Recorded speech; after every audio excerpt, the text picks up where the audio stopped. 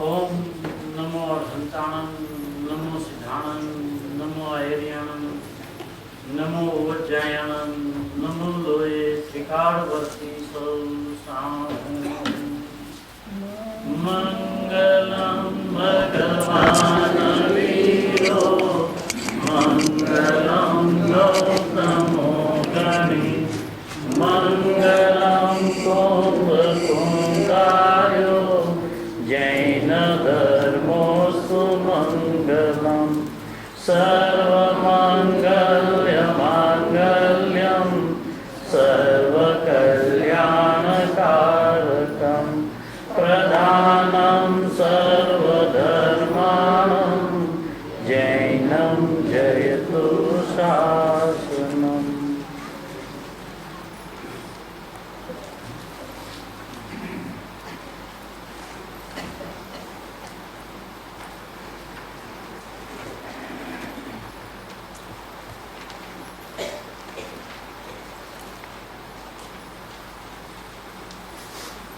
जगत के सारे पदार्थ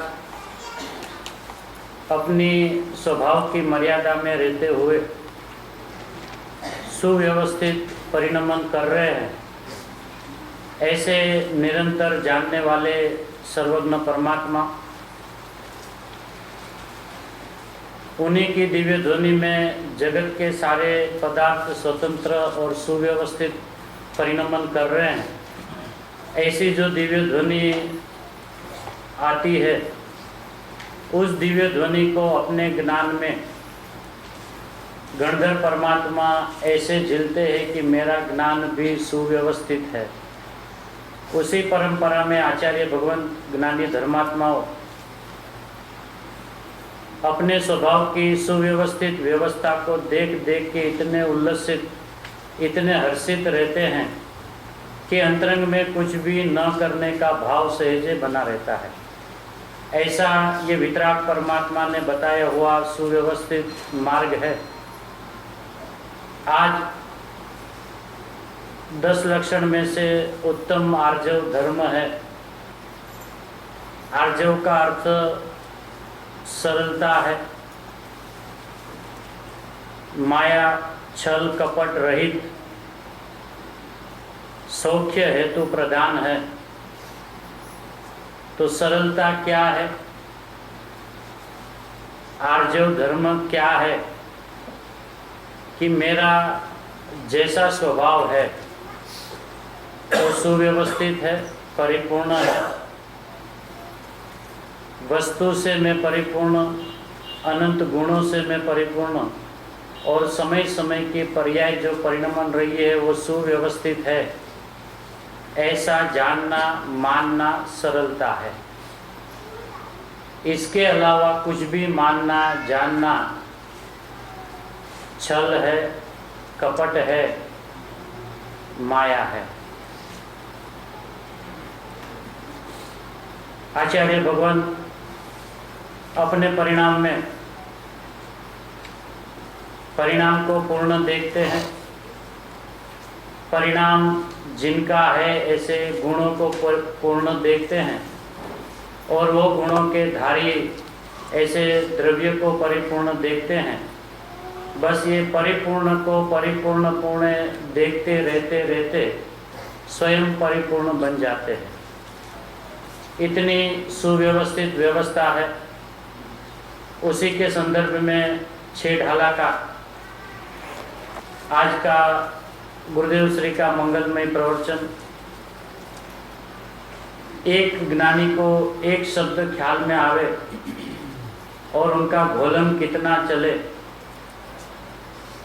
कि लगातार आधा घंटा तक ज्ञान में बस जानना जानना जानना जानना जानना ही होता है।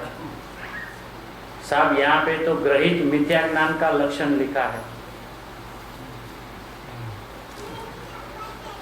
269 पेज।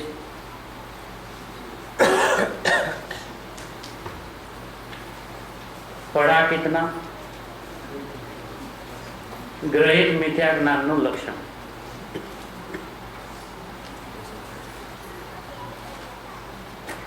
यदि हम होते तो ग्रहित के लंबे चौड़े इतने विस्तार में चले जाते।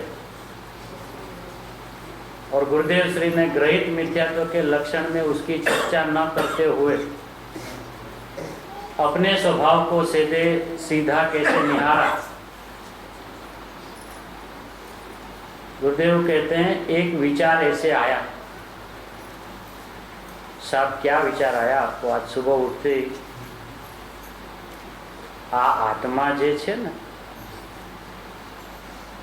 आ ग्रहित मिथ्यात्व जे छे ने, एम न लीधु, ऐसे नहीं लिया। और शास्त्र की गाथा कौन सी चल रही है? ज्ञानियों की दृष्टि की कमाल, गुरुदेव की देन यही है हमें।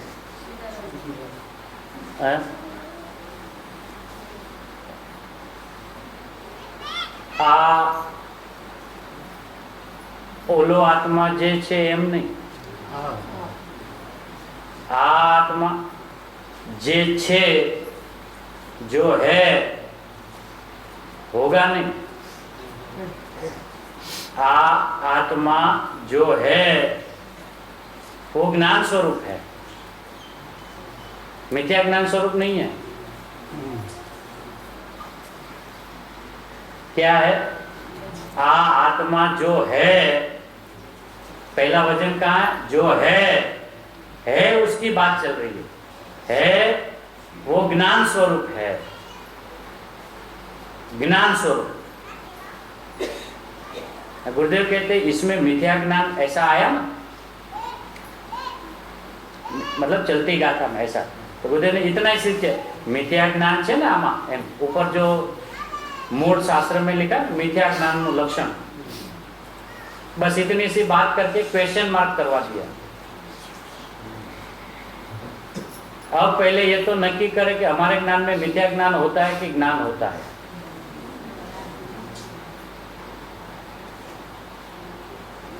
मिथ्या ज्ञान होता है कि ज्ञान होता है, ये नक्की करना है।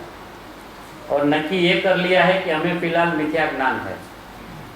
ज्ञानी कहते हैं कि आ आत्मा जे छे ने वो ज्ञान स्वरूप है, वो अज्ञान स्वरूप नहीं है, वो मिथ्या ज्ञान स्वरूप नहीं है। आ आत्मा जो है वो ज्ञान स्वरूप है। अब वो ज्ञान स्वरूप है, वो क्या कर रहा है? आत्मा जो है वो ज्ञान स्वभाव है, और ज्ञान की जो 5 पर्याय हैं, मति, श्रुत, अवधि, मन और केवल। तो केवल ज्ञान का एक समय का पर्याय अपना अनंता गुणों की पर्याय और अपनी पण व्यवस्थित पर्याय। केवल ज्ञान की पर्याय पण समय समय जो व्यवस्थित है वो ही होगा, एमा है। अनंत काल ये थाय छे। अब गुरुदेव धीरे धीरे खोलते कि उसकी मंथन में क्या चला था, कि ज्ञान स्वभाव को मात्र ज्ञान स्वभाव से देखे, और ज्ञान स्वभाव का यदि 5 प्रकार का भेद से भी देखे, तो मति ज्ञान में भी जानना, श्रुत में भी जानना,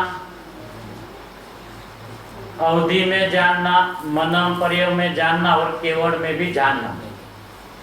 तो यहाँ तक तो जिनागम के माध्यम से इस बात तो हमने स्वीकारी है कि मति ज्ञान में भी जानना हो रहा है, लेकिन मति ज्ञान में सुव्यवस्थित जानना नहीं हो रहा है।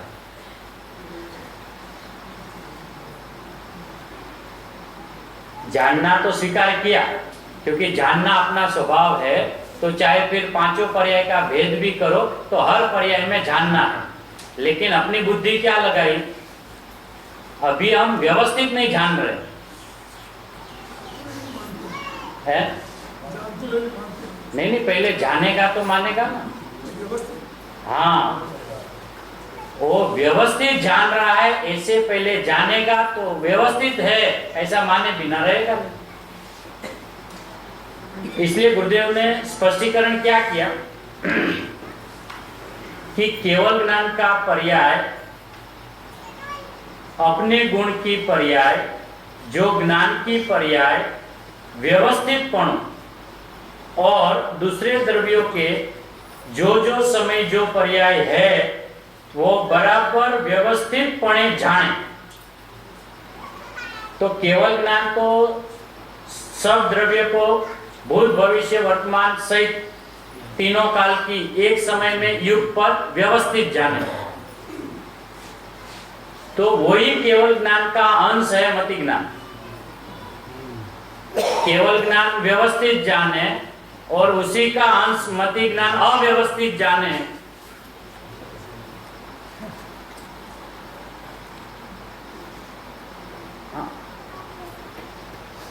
देखिए गुरुदेव ने कितना घोलन करके कितनी स्वभाव की गरिमा को स्पष्ट किया है कि ये मति ज्ञान पण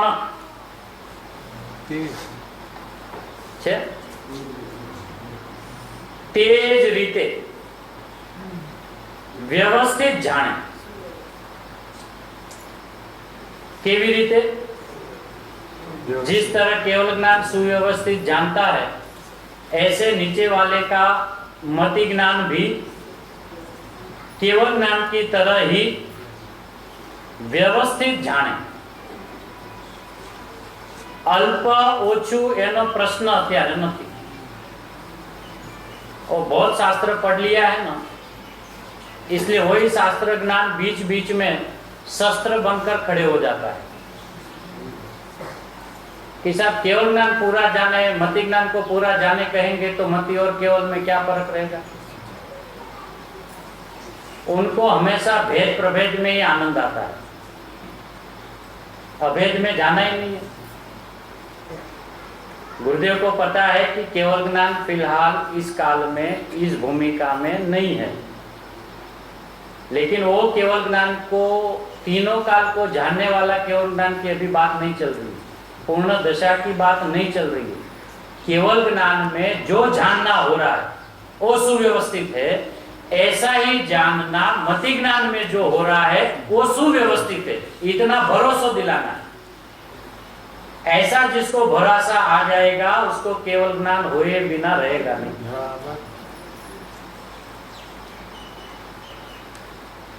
इसलिए गुरुदेव ने पहले स्पष्ट क्या कर दिया, अल्प ओछू एनो प्रश्न अत्यारे नहीं। मति ज्ञान अपूर्ण ज्ञान है और केवल ज्ञान पूर्ण ज्ञान है, उसकी अभी बात नहीं चल रही।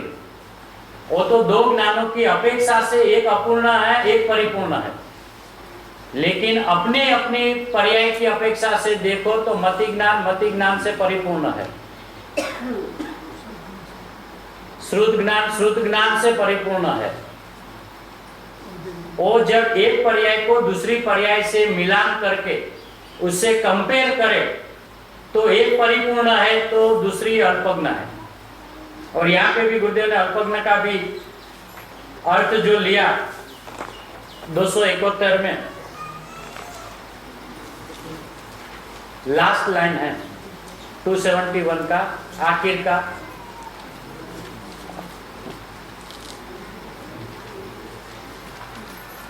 अल्प એટલે बहु,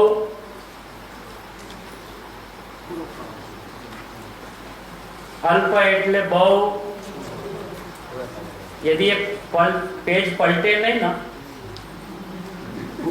तो सीधा अपना अभिप्राय डाल देगा। अल्प यानी बहुत कम ज्ञान।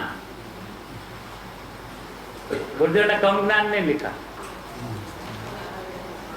बहु थोड़ो काल रहनारी, उसका नाम अल्प। केवल ज्ञान जैसे शादी अनंत काल रहती है ऐसे मति नहीं रहती है, उस अपेक्षा से वो अल्प, लेकिन वो अल्प में जानने की ताकत पूरी है।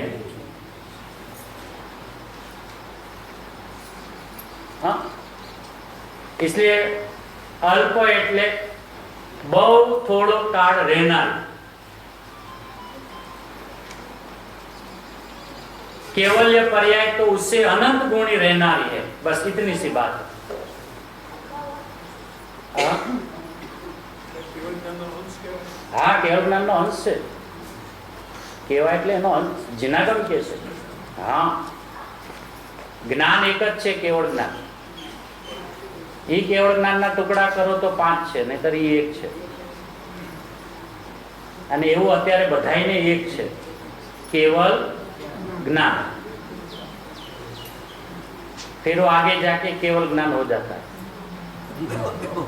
जिसको अभी केवल ज्ञान है ऐसा पता चल जाए, उसको कल केवल ज्ञान हो जाएगा. इसलिए पहला केवल ज्ञान होना अनिवार्य है, तब दूसरा केवल ज्ञान हो जाएगा. तो गुरुदेव को अपनी सारी कमजोरियों की और अपनी अधूरास की सारी चीज की पता है, इसलिए अपने को कोई प्रश्न उठे उसके पहले ही गुरुदेव के प्रवचन में वो जवाब आ जाता है कि ये अभी शास्त्र पाठी सामने बैठा है, तुरंत अंदर में बैठा बैठा सोचेगा, साहब ये मति ज्ञान कैसे व्यवस्थित जानेगा? फिर तो केवल ज्ञान और मति ज्ञान में तो कोई अंतर रहा नहीं. ठीक है, अभी आप कहते हो तो सुन लेते हैं, बाकी पता तो हमें भी है. कैसा है नहीं, शास्त्र तो हम भी पढ़ते हैं. बोलेगा नहीं सामने, नतमस्तक में अपना अभिप्राय को दृढ़ करेगा. इसलिए उनके सामने आए हुए सुशास्त्र भी उनकी मति के अनुसार कुशास्त्र हो गए. जो गुरुदेव ने स्पष्टीकरण बहुत गजब का किया, इसलिए गुरुदेव ने पहले ही अलर्ट कर दिया कि अल्प ओछू एनो प्रश्न अत्यारे नहीं. इसलिए उस बात को अभी भूल जाओ कि केवल ज्ञान परिपूर्ण है और ये मति ज्ञान तो अपूर्ण है. वो बात अभी भूल जाओ. वो प्रश्न अभी नहीं चल रहा है. वो जब उनकी विविक्षा से बात चले, तब वो ऐसी भेदों की बात चले तो उसमें ऐसा है. लेकिन अभी वो भेद को मिटाना है, उस भेद को हटाना है. इसलिए पहले गुरुदेव कहते श्रुत ज्ञान पण एनी पहला ए मति ज्ञान पण तेज रीते व्यवस्थित जाने. श्रुत ज्ञान पण ए रीते ज जाने, एनो व्यवस्थित जाणवानो અને સામે વ્યવસ્થિત પર્યાય વ્યવહારે છે એનું જ્ઞાન કરવાનો એનો સ્વભાવ છે. श्रुत ज्ञान भी अपनी अनंता गुणों की और अपनी पर्याय व्यवस्थित हो रही है ऐसा जानने का स्वभाव है. पर की भी व्यवस्थित जो पर्याय हो रही है उसको जानने का स्वभाव है. अवधि ज्ञान का भी, मनोपर्य ज्ञान का भी और केवल ज्ञान का भी.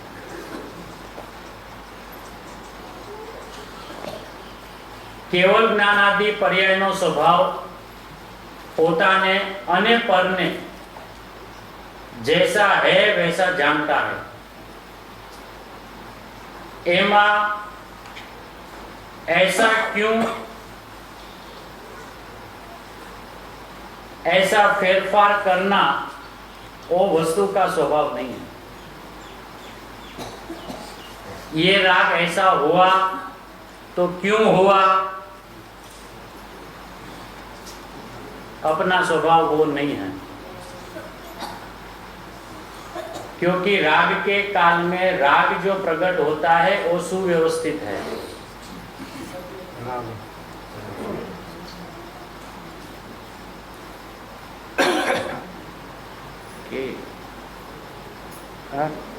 कैसा नहीं, फिर तो सभी लोग राग करने लगेंगे. राग सुव्यवस्थित हो रहा है तो करने में क्या तकलीफ है? गुरुदेव कहते कर ही नहीं सकता, करने की तो बात ही नहीं है. और जिस काल में जैसा हुआ है ऐसा जानने का स्वभाव है. और वो भी कैसा जानने का स्वभाव है कि वो जो हुआ है वो सुव्यवस्थित है, ऐसा जानने का स्वभाव है. और हमें हमेशा ऐसा लगता है ये राग ऐसा हुआ, भैया नहीं होना चाहिए, वरना हमारा आत्मार्थीपना चला जाएगा, हमारा मुमुक्षुपना चला जाएगा. बोला आया कब था कि चला जाएगा. आत्मार्थी तो उसे कहे कि जिसको आत्मा पकड़ में आया हो. मुमुक्षु तो उसको कहे कि जिसको अपना स्वभाव मोक्ष स्वरूप भाषा हो, भाषा में आया ना हो, भाव भाषण में आया हो, वो मुमुक्षु है। हर समय की पर्याय सुव्यवस्थित हो रही है। यदि ऐसा नहीं जाना तो गुरुदेव ने कहां तक लेके गए, उसने आत्मा को ही नहीं जाना। ऐसा नहीं पर्याय को नहीं जाना। देखो कहां कहां तक ज्ञानी हमें ले जाते हैं। केवल ज्ञानादि पर्यायનો સ્વભાવ પોતાને અને પરને જેમ છે તેમ જાણવું, એમાં કેમ છે અને કેમ ફેરફાર કરવું એ વસ્તુનો સ્વભાવ નથી। यूं ये ऐसा क्यों हुआ और अब हम इसमें फेरफार कर देवे, ऐसा वस्तु का स्वभाव नहीं है। और नहीं है ऐसा जानना, ऐसा मानना, वो छल है, वो कपट है, वो माया है, वो सरल नहीं है। आज का जो धर्म है, सरलता का जो धर्म है, सरलता का ये अर्थ नहीं है कि हर कोई अपने से बड़े छोटे मिले उसको जय जिनेंद्र साहब, जय जिनेंद्र साहब। बहुत जीव सरल है, वो सरलता की बात नहीं चल रही है। सीधा, हाँ, सीधा होता है वही सरल होता है। और वैसे भी हम जिस जिस जीव की सरलता को देखते हैं ना, तो साथ में ये भी बोलते हैं ये जीव कितना सीधा सरल है। पहले सरल नहीं बोलते, कितना सीधा, कितना सरल है। जो सीधा होता है वही सरल होता है। हम भाषा में भी पंडित जी ऐसा ही आता है ना, ये भैया ये ना बहुत सीधा सरल, नहीं खाली सरल बोलो, नहीं पहले सीधा है वो। उसका सीधापन जो है ना वही उसकी सरलता है। और इतना नहीं है तो पूजा में भी आज गजब का जो ये लास्ट में आया था ना भैया, क्या था, जयमाला,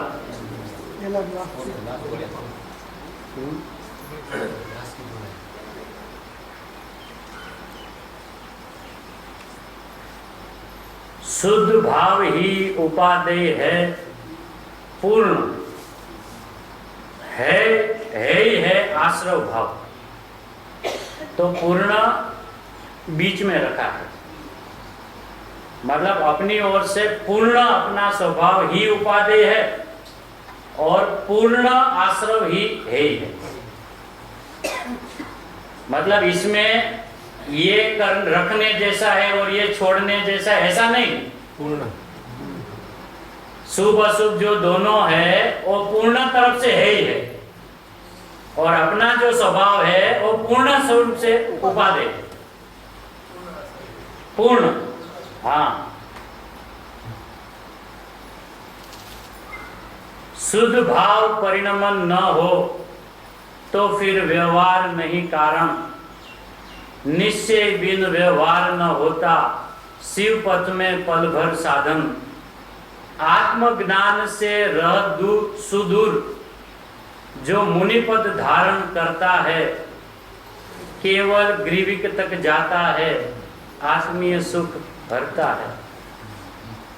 अनंत काल में अनंत बार हमने अपने साथ बेईमानी करके नवमी ग्रेवेक तक तो अनंत बार चले गए, 608 में एक बार भी नहीं आए। और ये काल अभी जो पका है वो अभी नवमी ग्रेवेक का नहीं है, 608 का है। और 608 में मैं पहला हूँ, 607 अपना नक्की करें।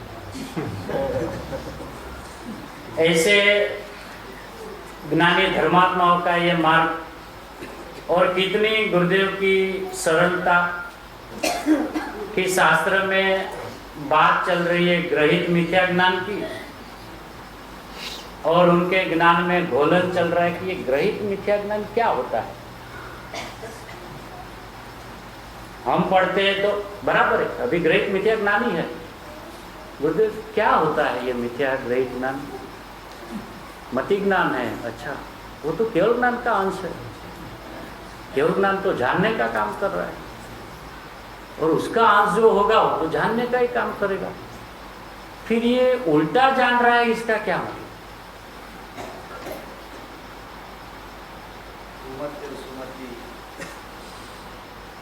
लेंगे सब मति तो पकड़ में आ जाए तो सु और कु भी ख्याल में आ जाएगा, और मति से पहले ज्ञान का स्वभाव तो ख्याल में आवे तो मति की भी जरूरत नहीं है। जरूरत है तो हमें हमारा ज्ञान स्वभाव की ना। आखिर ये 5 या 8 इनका सारा का अभ्यास करके उस भेद को मिटाना है ना। कुमति से लेके केवल ज्ञान तक का यदि अभ्यास भी हो जाए तो उसका आखिर में निर्णय क्या करना है? मेरे ज्ञान में ऐसा है ही नहीं, मैं तो एक अभेद अखंड अविनाशी। तो जो निर्णय बाद में करना है, तो हम हमेशा ये कहते हैं, मतलब ज्ञानी हमेशा हमें ये कहते हैं कि आखिर तो बात वही की वही आएगी। आखिर की जिनागम में कितनी भी घूम फिर के बात कर ले हुए हम, तो आखिर में तो हमें क्या आना है? मैं भगवान हूँ, मैं जानने वाला हूँ। आखिर उसका सारे चारों अनुयोग का तात्पर्य वितराग का है। तो आखिर की जो बात आखिर में आई, वो ये बात ये सिद्ध करती है कि पहले से वही थी, इसलिए आखिर में वही आई। आखिर में वही नहीं आई है, आखिर में उसका आना मतलब पहले से वही थी। वो समझ में आते आते आते आते निष्कर्ष ये आया कि वो ये जो पहले से मैं भगवान था, आखिर में मैं भगवान ही निकला।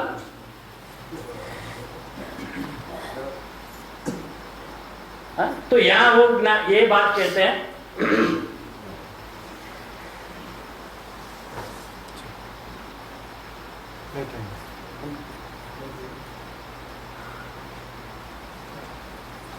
तो केवल ज्ञानादि पर्यायनो स्वभाव अपने को और पर को जैसा है वैसा जानना, उसमें ऐसा क्यों है ऐसा फेरफार करना, ये वस्तु का स्वभाव नहीं। ऐसी एक पर्याय एक गुण में अनंत अनंत अनंत अनंत पर्याय पड़ी है। आमति श्रुत अवधि मनपर्य અને કેવળની જે अनंत पर्याय છે, ज्ञान गुण में अनंत अनंत पणे रही है। ऐसा ज्ञान का धरनार आत्मा जेने वस्तुનું સ્વરૂપ જ વ્યવસ્થિત પોતે પોતાને જાણે અને પરને જાણે, એવો જ એનો એટલે કે મારો સ્વભાવ છે।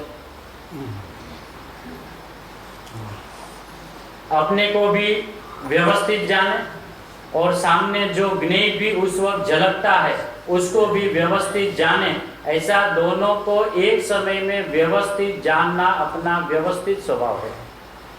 उस व्यवस्था में कुछ भी हस्तक्षेप करना वो अव्यवस्था है।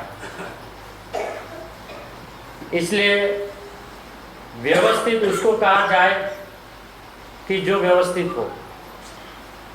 और यहाँ पे गुरुदेव कहते हैं एक समय नो नहीं पण आखो त्रिकाड़ी स्वभाव। भाई वस्तु जैसी है। गुरुदेव कहते हैं कि बात तो पर्याय से शुरू की मति ज्ञान से, लेकिन उनको मति ज्ञान तक ठहराना नहीं है।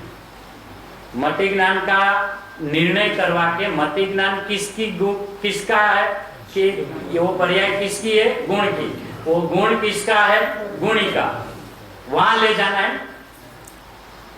पर्याय में मति श्रुत के भेदों में अटकना नहीं है। ये मति ज्ञान की जो पर्याय है वो किसकी है? ज्ञान गुण की। वो ज्ञान गुण जो है वो किसका है? गुणी का है ना, द्रव्य का। तो वो मैं हूं। पर्याय थी लઈને गुणમાં ગયો અને ગુણ લઈ દ્રવ્ય એવી વસ્તુ છે।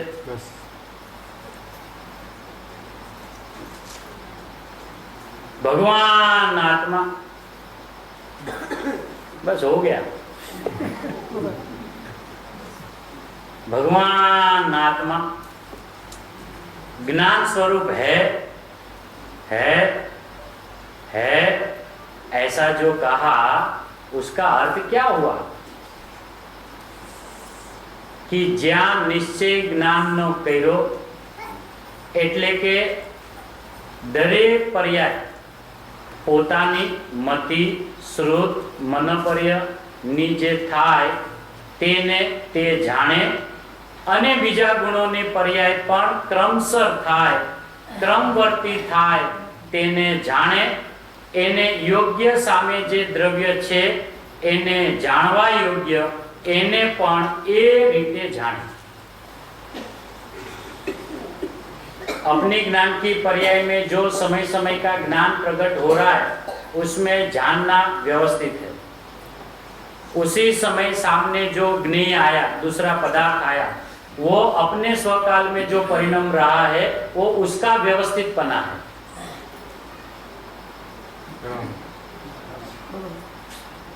तो वहां पे व्यवस्थित, वहां पे व्यवस्थित नहीं, यहाँ पे व्यवस्थित, इसलिए वहां व्यवस्थित दिखता है। यहाँ अव्यवस्थित दिखेगा तो सामने फेरफार किए बिना रहेगा नहीं। इसलिए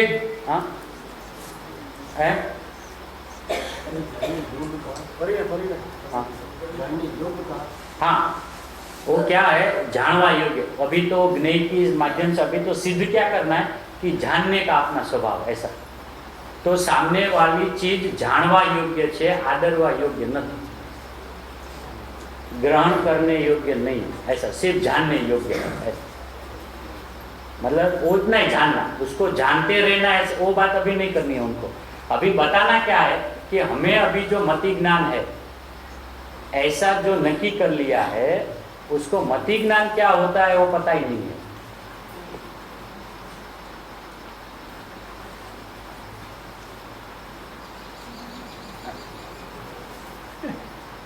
हमें अभी जो मति ज्ञान है ऐसा जो उसने नक्की कर लिया है, उसको ये पता ही नहीं है मति ज्ञान क्या है। वो कहेंगे, गुरुदेव कहते हैं यहाँ तो ले कहाँ जाना है, एक द्रव्य स्वभाव के ऊपर। क्यों कि केवल ज्ञान कैसे प्रकट हो, और केवल ज्ञान के पहले दरेक आत्मार्थी जीव को सम्यक दर्शन कैसे प्राप्त हो। सम्यक दर्शन तभी प्राप्त होगा जब भी फेरफार करने की वृत्ति समाप्त हो जाए, कर्ता बुद्धि समाप्त हो जाए। अब कर्ता बुद्धि कब समाप्त होवे कि ज्ञान में ऐसा आ जाए कि ओ हो मेरा परिणाम तो सुव्यवस्थित चल रहा है, तो जगत के सारे पदार्थों का भी सुव्यवस्थित है, न यहाँ कुछ करना है न वहाँ कुछ करना है। अब तो अकेला मैं ही बचा, क्या करना, सिर्फ जानते रहना, जानना जानना जानना जानना जानना। तो क्या हो गया, सम्यक दर्शन हो गया। अब सम्यक दर्शन जिसको हुआ उसको पहला केवल ज्ञान हुआ।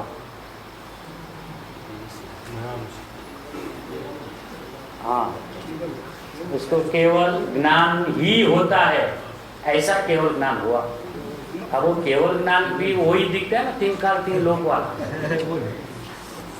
मतलब हमें केवल ज्ञान, केवल यानी मात्र, ओनली, फक्त। और केवल ज्ञानी को भी क्या होता है, ओनली, फक्त, मात्र ही होता है। वो तो उनका केवल ज्ञान की दिव्यता बताना हो तब 3 काल 3 लोक की बात आती है कि अपना ज्ञान की क्या दिव्यता है, कि अपना ज्ञान स्वयं अपने में जब परिपूर्ण प्रकट होवे तो जगत का एक भी पदार्थ अपने ज्ञान में झलके बिना जाने बिना रहेगा नहीं, झलके बिना रहेगा नहीं। ऐसी अपनी ज्ञान की दिव्यता को जब बताना हो तो वो सुन के अपने को, अपने स्वभाव का प्रीति आ जाए, प्रेम आ जाए, अपने को देखने का उत्साह आ जाए कि ऐसा शक्ति केवल ज्ञान की मेरे में पड़ी। अभी ऐसा आश्चर्य अपने स्वभाव के प्रति आया तो अभी मुझे केवल ज्ञान ही हो रहा है। ऐसा ज्ञान होने से मति में भी जानना सुव्यवस्थित, श्रुत में भी सुव्यवस्थित, मन में, पर्याय में, अवधि में, सब में। इसलिए आदिनाथ भगवान को देखने वाले संसार अवस्था से देखते हैं और वो अपने स्वभाव में बैठे बैठे अपने ज्ञाता स्वभाव को निहालते हैं, कभी उसको ऐसी शंका नहीं हुई कब मेरा ये संसार खत्म होगा। भैया मेरे में संसार है ही नहीं ना, मैं तो ज्ञाता हूँ ना।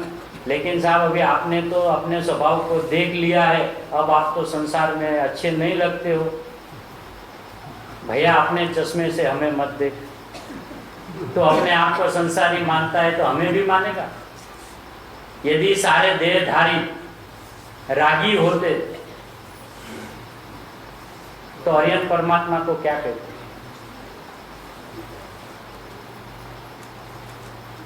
तो लक्षण यानी संयोग में कोई चीज है इसलिए वो जीव ऐसा है, ऐसा है ही नहीं।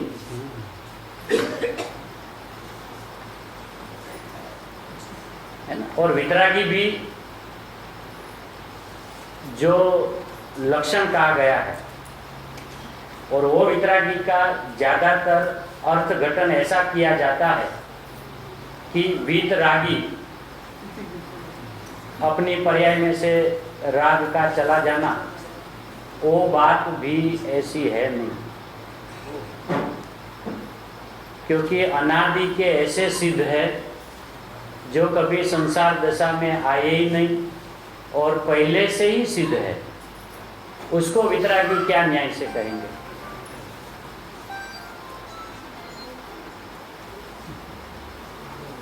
है, शास्त्र में है। शास्त्र कोई भी बात मैं अपने घर की नहीं करूँगा, क्योंकि भव भ्रमण के डर से और मात्र निज कल्याण के हेतु से ये पढ़ाई कर रहा हूँ। इसलिए जितनी भी बातें जो आएगी वो जिनागम के आधार से आएगी। ये बात अलग है कि यदि स्पष्ट आधार पूछो कहाँ पे कैसा, लेकिन वो बात गुरुदेव के प्रवचन में 19वीं वार के समय सर में 6ठा नंबर का प्रवचन में जब अनंता सिद्धों की स्थापना करने की बात आई थी, तो वहाँ पे गुरुदेव ने ऐसा स्पष्टीकरण किया है कि आदिनाथ भगवान तो एक व्यक्ति की अपेक्षा से पहले,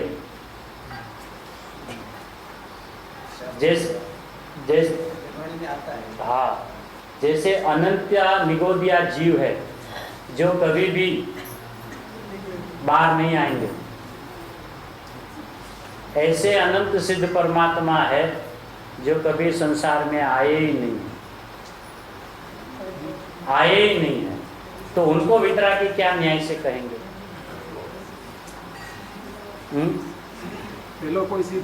पहला सिद्ध होता तो केवल समाप्त हो जाए। जीव अनादि अनंत, सिद्ध अनादि अनंत, संसार वो व्यक्ति अपेक्षा से अनादि शांत और संसार की अपेक्षा से अनादि अनंत। तो जब सारी चीज जगत में अनादि अनंत है तो अपने सिद्ध क्यों नहीं होंगे?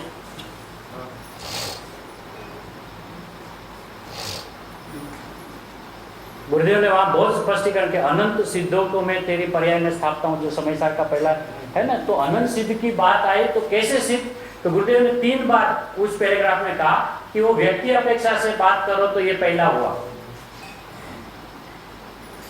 लेकिन अनंत सिद्ध है जो कभी संसार में आए ही नहीं। फिर गुरुदेव ने ये सब न्याय भी दिए कि जैसे उन्होंने गुरुदेव ने ऐसा कहा कि धर्मास्तिका अधर्मास्तिका जो द्रव्य है उनकी जो पर्याय है वो त्रिकाल शुद्ध है। तो एक द्रव्य में जैसा हो ऐसे अनंत सारे द्रव्यों में वही व्यवस्था भी होनी चाहिए। हाँ, तो अपने भी जीव राशि में ऐसे जीव है जिनकी पर्याय में कभी अशुद्धता मलिनता आई नहीं, हुई नहीं, प्रथम से ही सिद्ध है।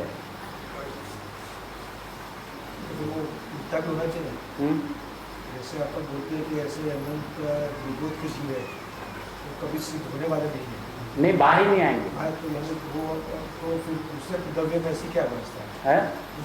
जीव और पुद्गल की जो दोनों बात आई उसमें शुद्धता अशुद्धता की बात आई, लेकिन उसमें भी सारे के सारे ऐसे नहीं है। जैसे जीव राशि है वो सारे के सारे अभवी नहीं है। जैसा आपने कहा कि धर्मास्तिका है अधर्मास्तिका है, पर्याय हमेशा शुद्ध है, यदि वो व्यवस्था धर्मास्तिका अधर्मास्तिका द्रव्य में है इसलिए जीव में भी होनी चाहिए, सारे द्रव्यों में, सारे द्रव्यों में होनी चाहिए। इसलिए आपने बोला कि इसीलिए सिद्ध भी अनंत सिद्ध है। तो मैं पूछता हूँ कि तो जैसे जीव में ऐसे है कि जो कभी भी निबोध से निकले नहीं है, यानी वो तो अनंत संसारी है। हाँ, उसका भी स्वभाव शुद्ध ही पड़ा है, उसका स्वभाव शुद्ध ही पड़ा है, उसका परिणमन में योग्यता नहीं है। और इनकी तो परिणमन की ऐसी योग्यता है कि कभी अशुद्ध हुई नहीं। हाँ, है ही नहीं कभी। एक दूसरा लॉजिक से भी यदि अपन सोचे कि मान लो कि ये संसार में रूंधते रूंधते जीव को अनंत दुख पाते पाते पहला सिद्ध होने का भाव आया, तो कोई रोल मॉडल तो चाहिए ना, कोई आदर्श तो चाहिए ना।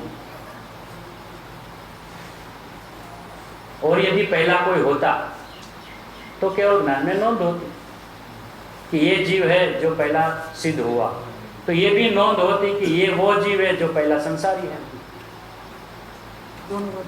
तो दोनों बातें होती। थोड़ा ज्ञान को कसना पड़े, गुरुदेव को बहुत गंभीरता से अत्यंत अपने हित के हिसाब से सुनना पड़े, और ये गुरुदेव का स्पष्टीकरण है।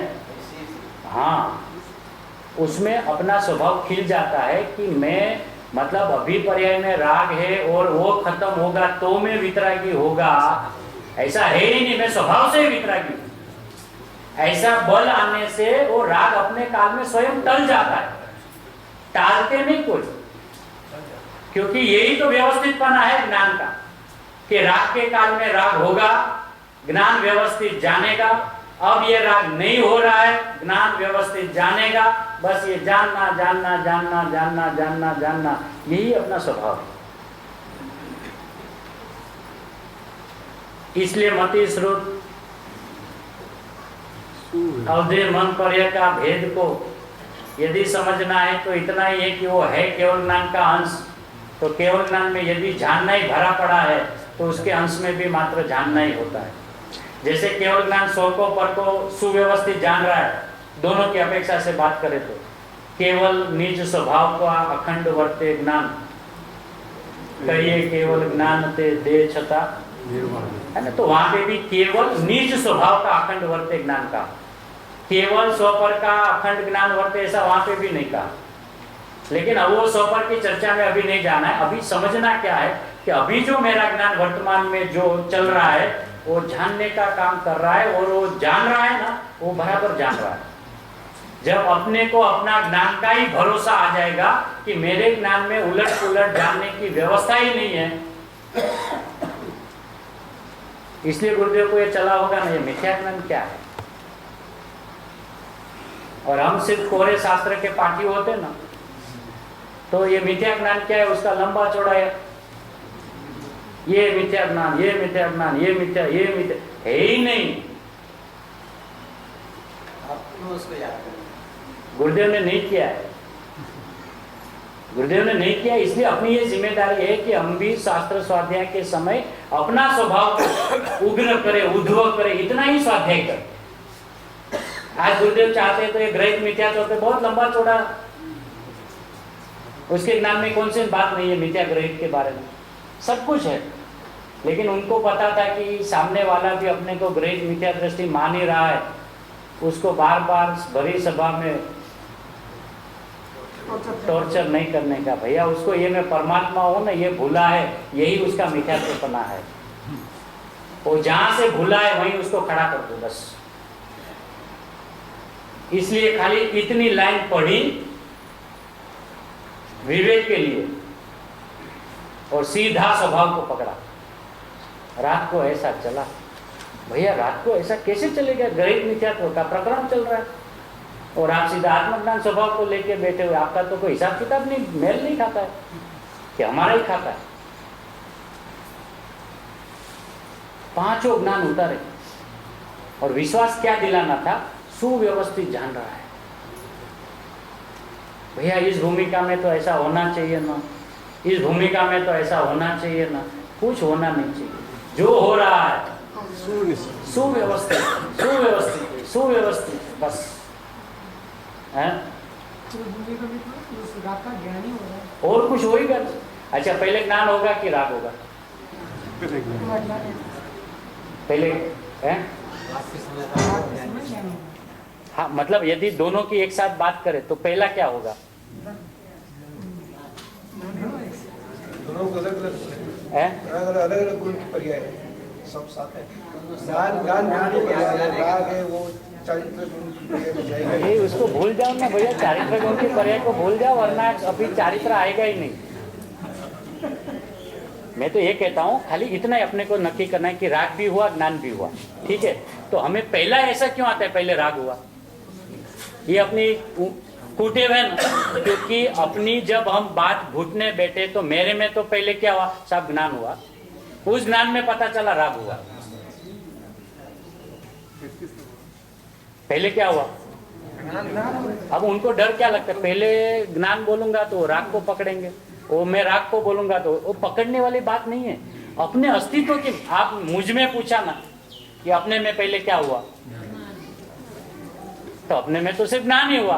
अच्छा, उस ज्ञान में क्या हुआ कि ऐसा राग हुआ? हाँ हुआ। तो आपने किया, अरे जब मुझे पहले ज्ञान हुआ तो राग कहां से करूंगा? एक ही तो काम करूंगा ना, जानने का। अब द्विक्रियावादी कौन कौन भगवान फरमाते हैं सर्वज्ञ के मत के बाहर में है।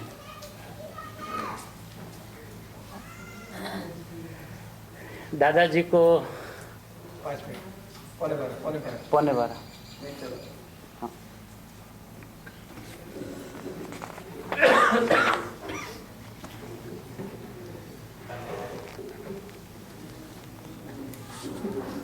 दो 270 पेज पे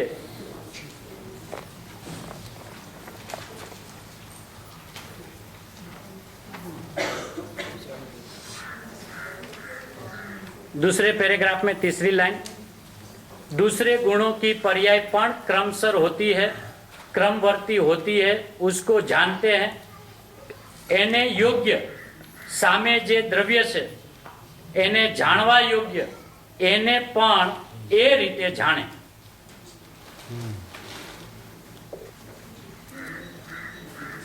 એક પર્યાયને એવી 3 કાળની પર્યાય કે સર્વજ્ઞ સાદી અનંતની કેવળ જ્ઞાનની પર્યાય એ પણ જાણે, અને સામી અવસ્થા જે અનંતની થાય છે તે જાણે। એવી અવસ્થાનો આખો પિંડ તે જ્ઞાન ગુણ, એ ગુણમાં સ્વપરનું વ્યવસ્થિત જાણવું એવું જ એનું સામર્થ્ય છે। આવા अब मेल बात, ऐसे स्वभाववंत आत्मा न माने और दूसरी रीते माने तो उसने आत्मा को ही माना नहीं है।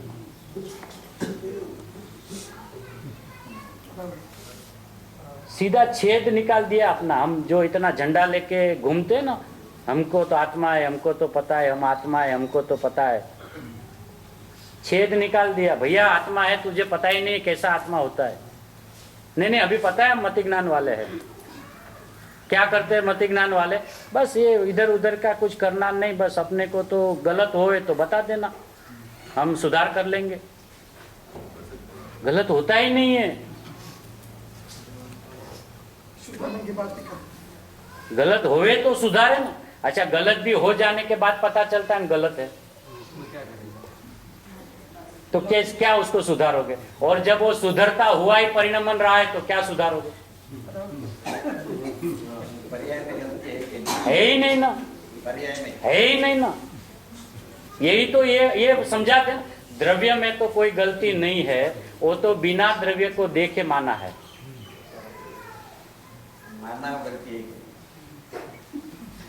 नहीं देखा हुआ चीज भी सुव्यवस्थित है ऐसा मान लिया है। और जिनका दिन रात का परिचय पर्यायों के साथ में है उस पे शंका। ये सीता जी का दृष्टांत आता है ना कि सीता जी को जब ले गए और जब वापिस लेके आए तो गाम जनों ने उनको जो शंकाएं उठाई कि सीता जी इतने दिन वहां रुक के आई तो चारित्र में ये हो गया होगा इत्यादि। तो सीता जी ने कहा कि ये रोज रोज के मैंने टोणे, वो मैंने टोणा को हिंदी में क्या कहते हैं? ताना। ये रोज रोज के ताने हमसे बर्दाश्त नहीं होते भैया, आप तो एक बार हमारी अग्नि परीक्षा ले लो, ठीक है, क्योंकि उसको अपने सती पने पे, अपने पवित्र पने पे भरोसा था।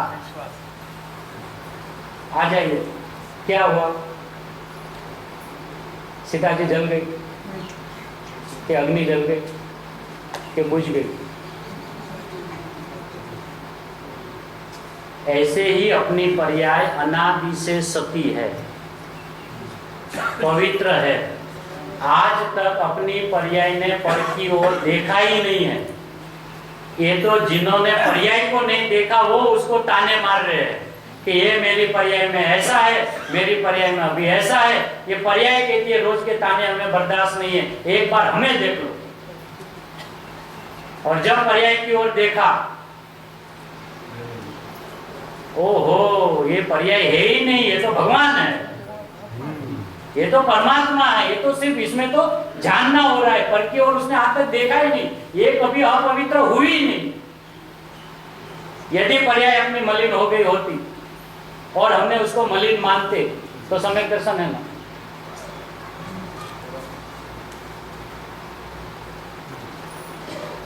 तब तो सम्यक दर्शन है ना?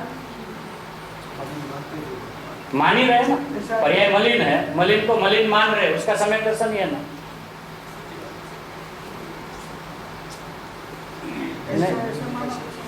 जैसे कि अपना द्रव्य स्वभाव शुद्ध है, तो शुद्ध वस्तु को शुद्ध जानना वो सम्यक है ना? पर्याय में मलिनता है और हम मलिनता मान भी रहे, तो सम्यक दर्शन है ना?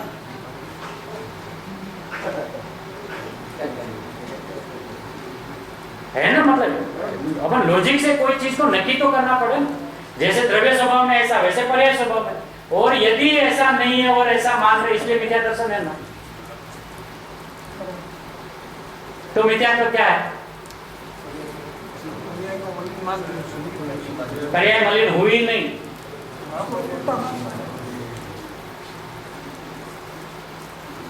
अब यही बात को समझ है।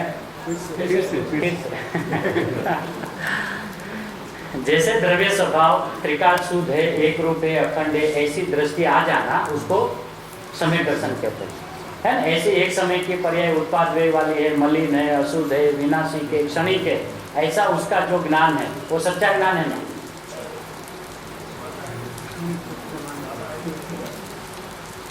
नहीं, अभी तो सब अभ्यासी बैठे हैं ना।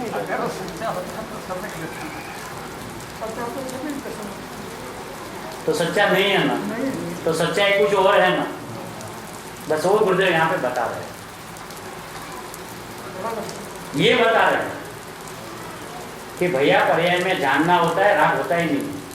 हाँ, खींच के कहो कि राग का ज्ञान होता है, खींच के हो, कहना हो तो सिर्फ इतना ही है कि आत्मा का ज्ञान होता है। आत्मा का ज्ञान कहना भी जिसको बोझा लगेगा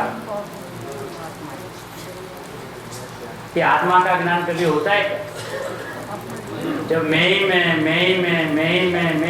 मेरा ज्ञान होगा मुझे, वो तो पर का ज्ञान नहीं हो रहा है, ये बताने के लिए कहा कि ज्ञान में आत्मा का ज्ञान हुआ।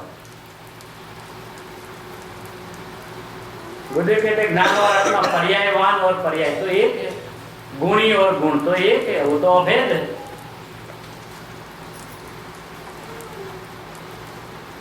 इसलिए पर्याय को ईमानदारी से देखने की अपनी जिम्मेदारी है।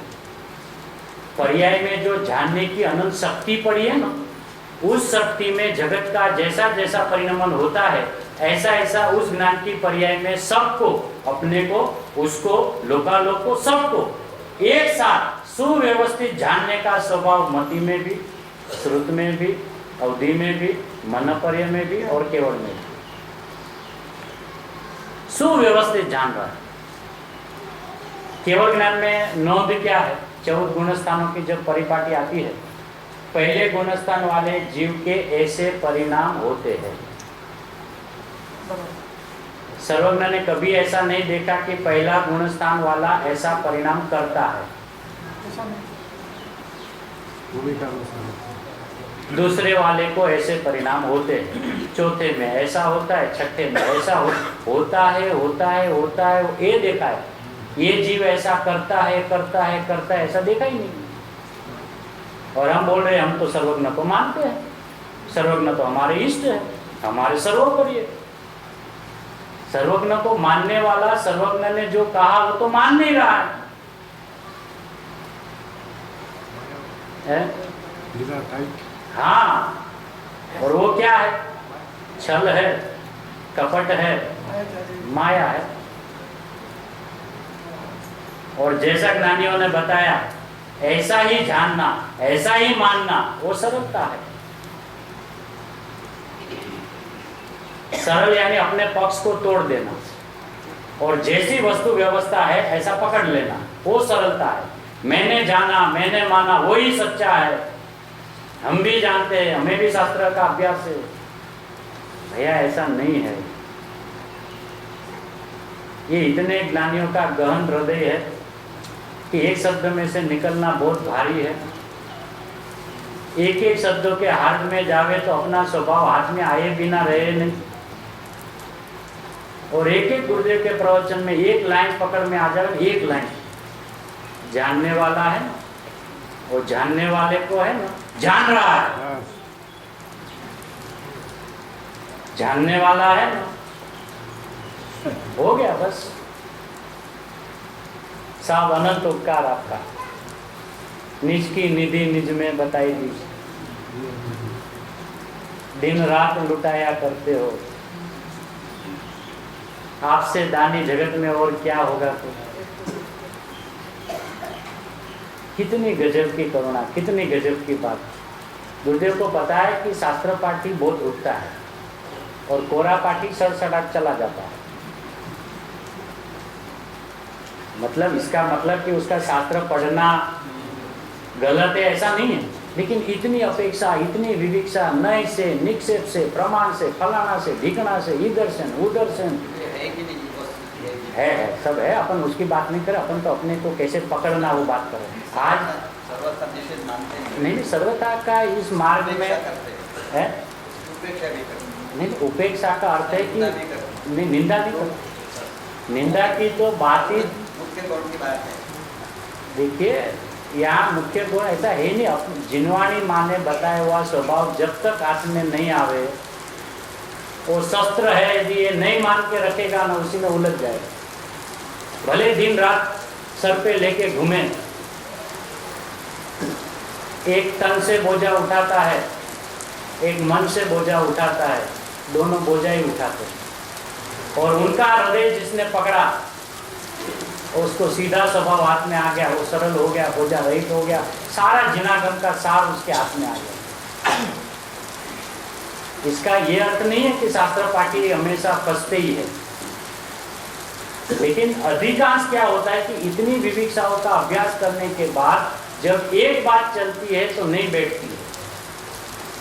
इसलिए जिनागम में भी क्या कहा, जो जो साधन जहाँ जहाँ कहे, अनुभव काल तो ही बाधक जा कान, ऐसा कहा है ना। तो यदि वो ऐसा नहीं होता तो वो बाधक क्यों कहते? मतलब उनको उसकी निंदा नहीं करनी है ना, हित करना है अपना, कि मैंने नए निक्षेप प्रमाण से जाना है आत्मा को, और जब वास्तविक आत्मा को जानना हो तो नए निक्षेप प्रमाण को भूलना पड़ेगा, भूलना पड़ेगा, तब आत्मा को आता है। और इसमें एक ही लाइन में आचार्य भगवान के शब्द को ही सीधा पढ़ ले।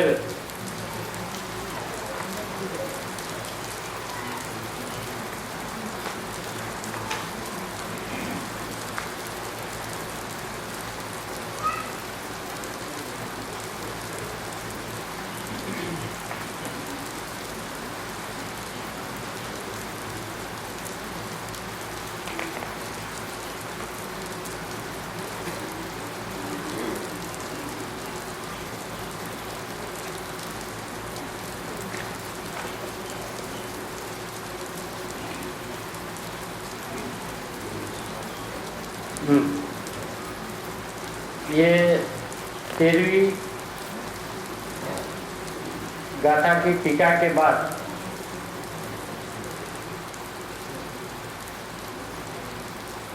हाँ इसमें भी आगे क्या लिखा, 8वें का टीका है, कलश की टीका होगी। टीका का शब्द है जैसे 9 तत्वों में एक जीव को ही जानना भूतार्थ कहा है, उसी प्रकार एक रूप से प्रकाशमान आत्मा के अधिगम के उपाय, उसी प्रकार एक रूप से प्रकाशमान आत्मा के अधिगम के उपाय जो प्रमाण नई निक्षेप है, वे भी निश्चय से अभूतार्थ है। समय सार जी की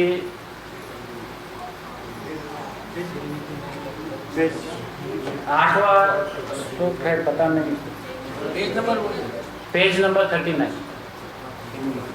हिंदी समय सार मूल ग्रंथ है। 13वीं गाथा का भावार्थ के बाद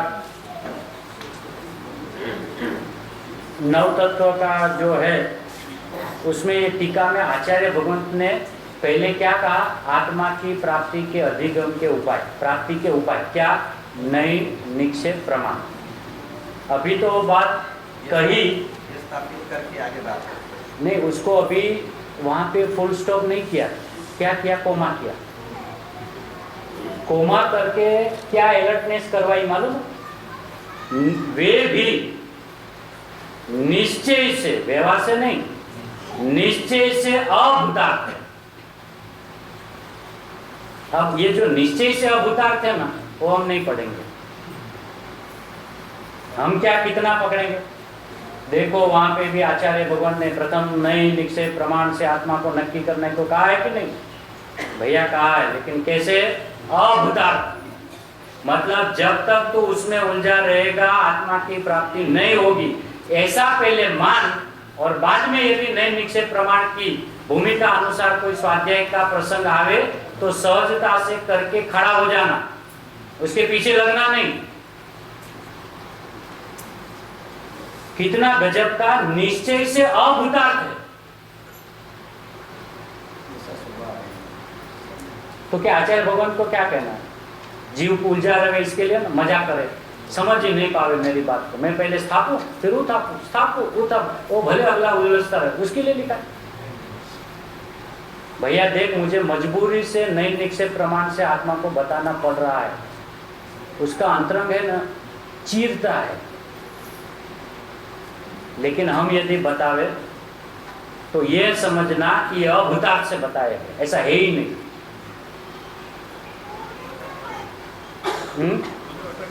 वो अटकेगा ही, स्वभाव में नहीं, पर्याय में उस फिर उसमें दो भेद करना है ही नहीं। जितनी बातें जिनागम में आती है वो पर्याय को ही उपदेश है, द्रव्य को है ही नहीं। नए निक्षेप द्रव्य में होता है कि पर्याय में होता है, तो अंडरस्टूड है वो पर्याय की बात है, लेकिन पर्याय को ये अलर्टनेस दिया जाता है, वो अभूतार्थ है। ये अभूतार्थ यहाँ कहा ना, इसके लिए यहाँ से शुरू करते करते करते करते 144 में जाके नयातिक्रांत, पक्षांतिक्रांत, क्यों ऐसा कहा सब? आप ही ने तो नयो की हमें बातें बताई, हमको कहाँ पता थी? प्रमाण क्या होता है हमको कहाँ पता थी, आप नहीं बताई। निक्षेप क्या होते हम क्या जानते थे, आप नहीं बताई। और अब सब हमने सारा अभ्यास कर लिया, अब आप बोलते हो पक्षांतिक्रांत हो जाए।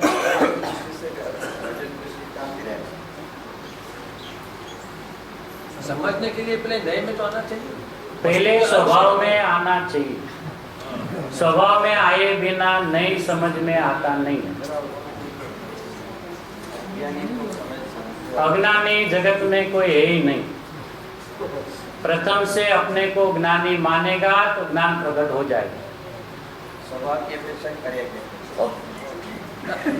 दोनों की अपेक्षा, और सीधा बोले तो स्वभाव की अपेक्षा, सीधे ही बात। यदि वही उपाय होते वास्तविक तो पक्षांतिक्रांत करने क्यों कहते हैं? ये पहले उपाय बताया, हमने उस उपाय को बाय हार्ट कर लिया। निक्षेप किसे कहते हैं? प्रमाण कितने प्रकार के होते हैं, नहीं कितनी होती है, सब पढ़ लिया। सब पढ़ने के बाद बोलते हो गया, हाँ साहब हो गया, अब भूल जाओ उसको, हैं? अरे साहब आपने कहा, मैंने याद किया, उसका रहस्य समझ, अभी आप बोले भूल जाओ, तो बोला उस वक्त मैंने कहा था ना यह भूतार्थ नहीं से कहा गया है, तो वो नहीं पकड़ा ना। निश्चय से अभूतार्थ है।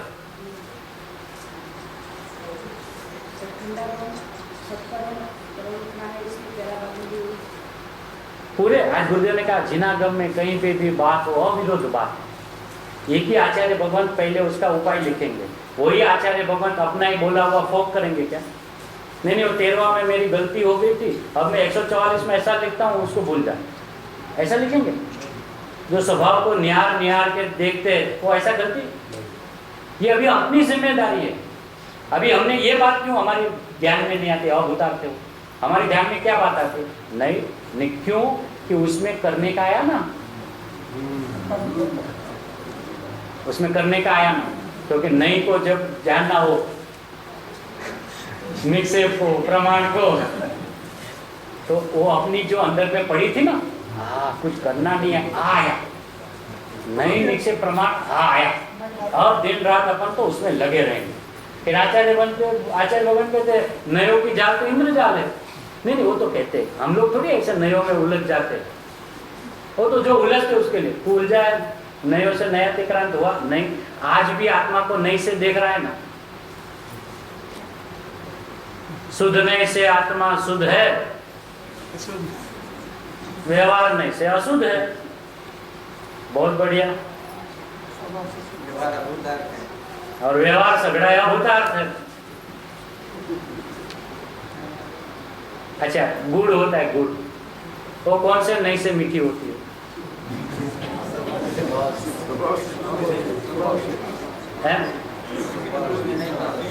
और मिर्ची अपेक्षा नहीं है। ये अपेक्षा शब्द क्यों यूज करते हैं? स्वभाव से ही है वो, अपेक्षा से नहीं है। ऐसा नहीं है, हाँ, अपेक्षा नहीं है, स्वभाव है। नहीं, स्वभाव ही होता है, अपेक्षा होती ही नहीं है। स्वभाव मतलब स्वभाव निरपेक्ष ही होता है, उसमें अपेक्षा कहाँ से हो? इसलिए सुगानंद साहब को क्या कहना पड़ा कि स्वभाव में अपेक्षा लगाओगे तो स्वभाव ढीला हो जाएगा, स्वभाव नहीं रहेगा। क्यों कहना पड़ा? अपने हित के लिए कहा है ना। अच्छा, हमें गुड़ में नई निक्षेप प्रमाण की जरूरत नहीं है, और हमें अपना नक्की करने को जब बैठना पड़े, नहीं चाहिए, निक्षेप चाहिए, प्रमाण चाहिए, ये चाहिए, वो चाहिए, फलाना चाहिए, ढिकना चाहिए। अच्छा, बहुत भैया अभी खाना खाने जाएगा, दाल कौन सी अपेक्षा से, कौन से प्रमाण से, कौन से निक्षेपों से? नहीं, कुछ विकल्प नहीं करना, सीधा खाना, नहीं तो रस नहीं आएगा। ऐसा है ना? ऐसे जब अपनी बात चले, कोई अपेक्षा लगाना, रस में अतीन्द्रिय आनंद नहीं आएगा। जिसको रस लेना है वो ये सब भूल जाता। इसलिए आचार्य भगवान कहते हैं मैं यहीं पे अलर्ट करके जाता हूँ, यदि 144 तक तुझे मेरे साथ में नहीं आना है तो आना नहीं मेरे पीछे 144 तक। तुझे यहाँ बता दिया है निश्चय से अभूतार्थ है, तो सब निश्चय से अभूतार्थ है तो लिखते क्यों हो? मजबूरी है, मजा नहीं आती उसमें। आत्मा को रागी कहना, ज्ञानी को मजा आता होगा। हाँ, मजबूर है, क्या कहे?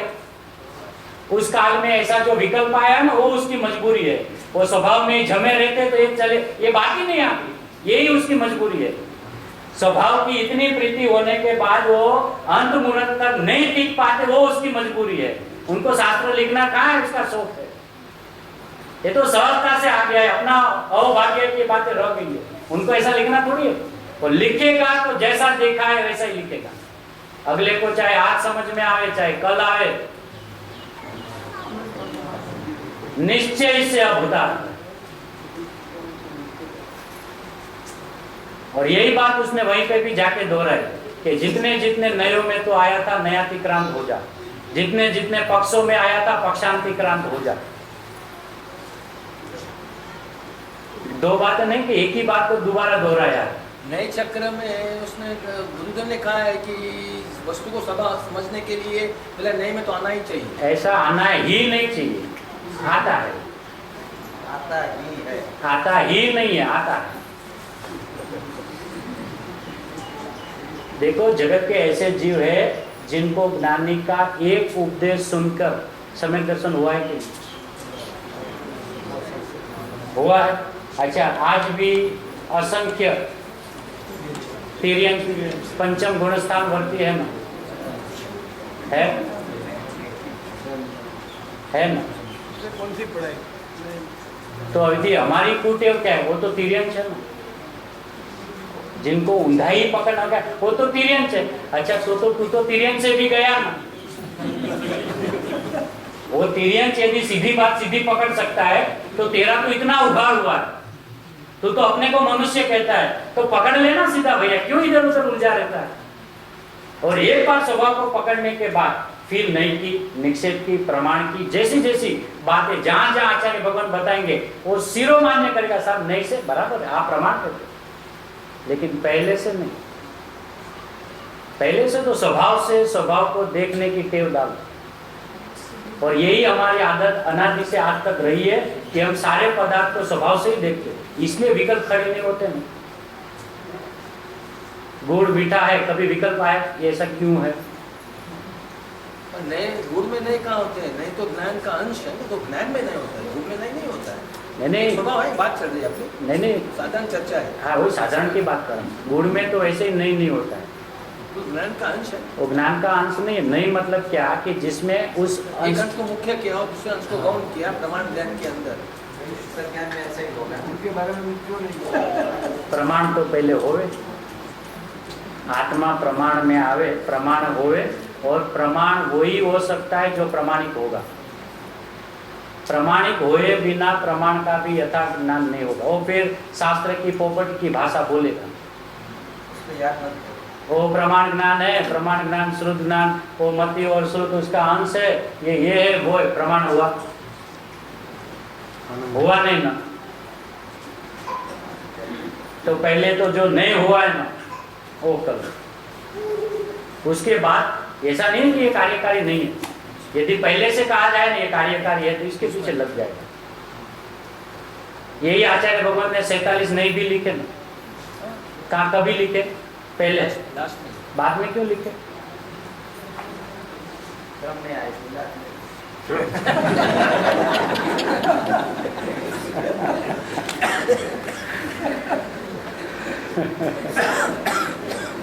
आचार्य को तो ऐसा तो नहीं कि बाद में पता चला, एक साथ है। पहले ही था ना। लेकिन उन्होंने जब अपनी ओर देखा तो कहा भैया ये जब इतनी बात नहीं पकड़ रहा है तो वो बात तो, और इतनी अपनी तैयारी करवाई, अपने को इतना तैयार करवाया कि सारी विविक्षाओं को सम्यक ज्ञान में पकड़ लेवे। तो पहले सम्यक ज्ञान होवे तो एक भी बात जिनागम की अविरोधपने अपने ज्ञान में बैठ जाए, वरना हमेशा विरोध रहेगा। ये ऐसा कहा है तो उधर तो ऐसा कहा है, इधर ऐसा कहा है तो उधर तो विरोध वाली हो गई, है ही नहीं। और सम्यक ज्ञान में वही ताकत है कि अविरोध को अविरोध जान पाए। मिथ्या ज्ञान में वो ताकत नहीं है ना। ऐसी बात तो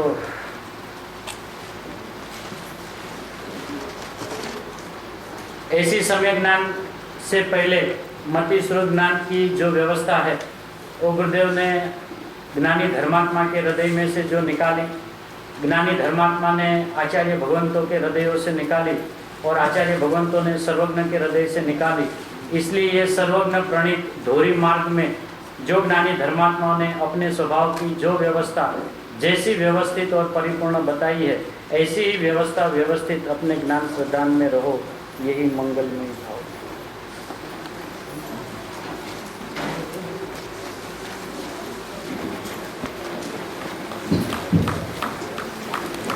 अभी हम सभी ने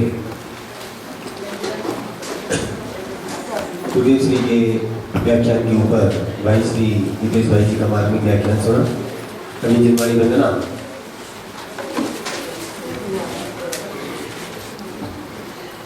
और कभी जिनवाणी वंदना।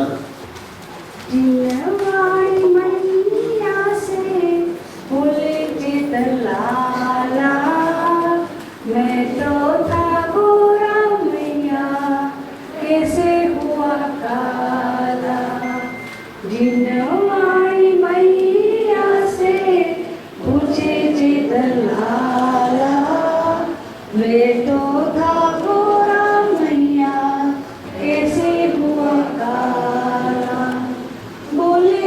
चिन्हवाणी मैया करी फूल भारी बोले चिन्हवाणी मैया करी फूल भारी आत्मा से करी रिश्तेदारी आत्मा से करी रिश्तेदारी मीठा कृष्ण श्यामे ओ मीठा कृष्ण श्यामे काला रंग डाला इसीलिए काला जिनवाणी मैया से पूछे चेतन लाला मैं तो था गोरा मैया कैसे हुआ काला कुमति कुल्हाड़ी से नेहा लगाया कुमति कुल्हाड़ी से नेहा लगाया सुमति सुराही से नेहा सजाया सुमति सुराही से नेहा सजाया काले रंग वालों ने ओ काले रंग वालों ने अपना रंग डाला इसीलिए काला चिन्हवाणी मैया से पूछे चेतन लाला मैं तो था गोरा मैया कैसे हुआ काला सम्यक साधे भैया ज्ञान को रमाले सम्यक साधे भैया ज्ञान को रमाले चरित्र के घाट पे तू आके नहा ले चरित्र के घाट पे तू आके नहा ले अपने को रखना कैसे ओ अपने को रखना कैसे गोरा कर डाला अब नहीं काला जिनवाणी मैया से बोले चेतन लाला मैं तो गोरा मैया अब नहीं काला अब नहीं काला अब नहीं काला लो बात तो